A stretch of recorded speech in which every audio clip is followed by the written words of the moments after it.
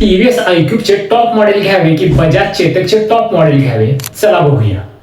TVS iQube मध्ये 5.3 kilowatt हॉवरची battery आहे, तर बजाज चेतक मध्ये 3.5 किलोवॅट हॉवरची बॅटरी आहे. आयक्यूबची आयडीसी रेंज 212 किलोमीटर आहे, पण रिअल वर्ल्ड मध्ये तुम्हाला 150 किलोमीटर पर्यंतची रेंज मिळू शकते.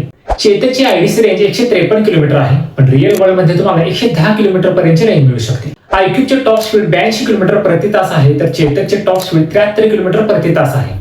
आयक्यूबला 0 ते 80% चार्ज होण्यासाठी साधारण 4 तास 18 मिनिटं लागतात, तर चेतकला 0 ते 80% चार्ज होण्यासाठी साधारण 3 तास लागतात. आयक्यूब मध्ये 4.4 किलोवॅट पॉवरची BLDC हब मोटर आहे, तर चेतक मध्ये 4 किलोवॅट पॉवरची BLDC मोटर आहे. आयक्यूबचे टॉप स्पीड आणि पिकअप दोन्ही चेतक पेक्षा जास्त आहे. टीव्हीएस आयक्यूब मध्ये 7 इंचाचा TFT डिस्प्ले आहे, ज्यामध्ये ब्लूटूथ कनेक्टिव्हिटी, व्हॉइस असिस्ट यांसारखे 118 अधिक फीचर्स आहेत. चेतक मध्येही तुम्हाला डिजिटल कन्सोल येतो, पण नेव्हिगेशन किंवा इतर ऍडव्हान्स फीचर साठी तुम्हाला टेक पॅक हा अपग्रेड पॅक घ्यावा लागतो.